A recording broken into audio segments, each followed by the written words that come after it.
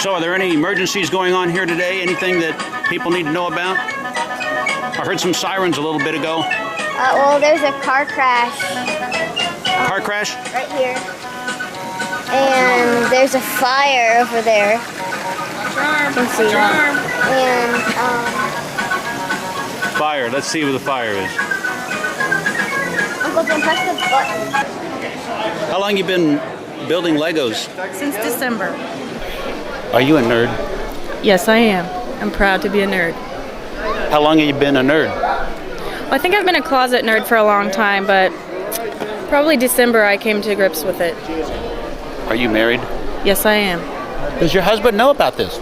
He does. I think he tries to ignore it.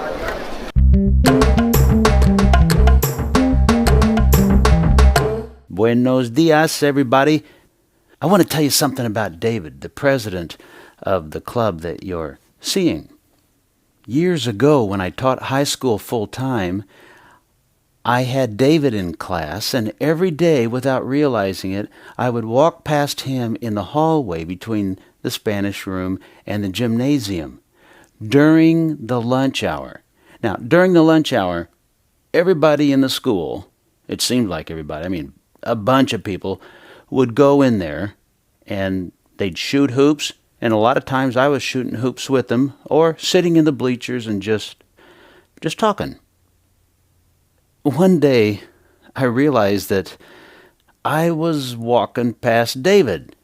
I mean, I walked past him every day. I just never paid attention to myself. I'd walk past him and say, "Hola, Victor," and he'd say, "Hola, señor." Well, one day I decided I need to start paying attention to people. It didn't have anything to do with David. I just thought, man, I'm really messed up. I'm just so selfish. I just need to start paying attention to other people, and that would be good for me. So I said a very simple prayer. Lord, help me pay attention to people. Help me see the people around me. Well, a couple days later, here I am walking down the hallway again, and I walk right past David, and I say, "Hola, Victor." He says, "Hola, señor." And I took about 5 more steps, and I stopped. And I turned around, and I had realized, you see, that I was walking past David every day. And there he was every day, standing there about 20 feet away from the gymnasium, just standing there by himself. He was just a real quiet guy, even at the age of a sophomore in high school. So I walked up to him and I said, "David, do you have any hobbies?"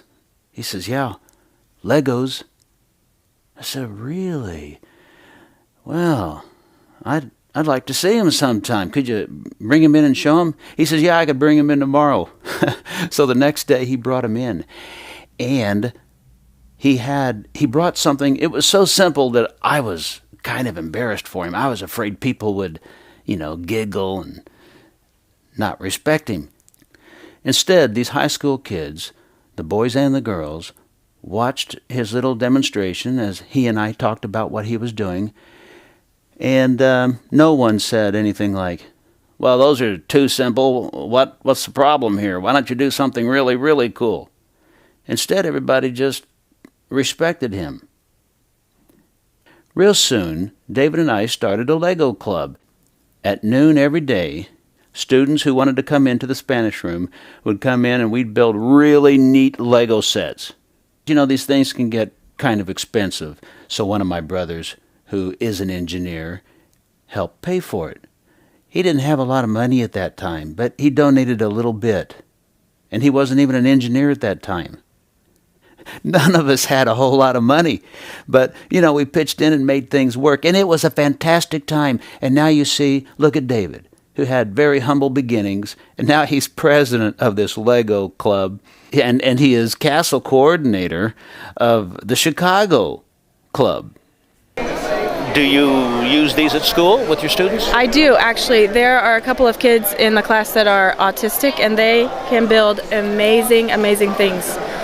For sets that are made for kids way older, and they can build them easily. It's amazing. We have some brick at our house, so we just dump it out on the floor.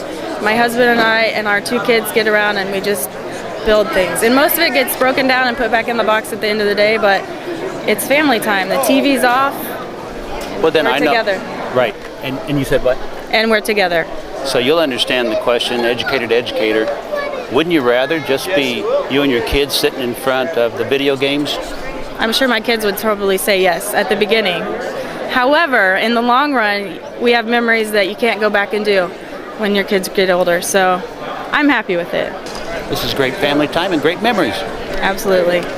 And your kids are learning to create their own excitement. Creativity and mathematics, and there's a ton of things you can learn. And there are elements that you'll see that have mechanisms and they move and engines and all of this robotics.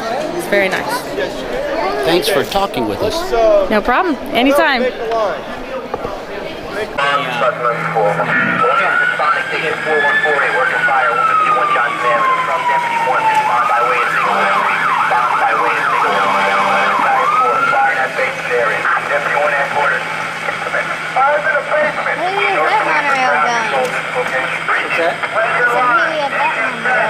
Yeah.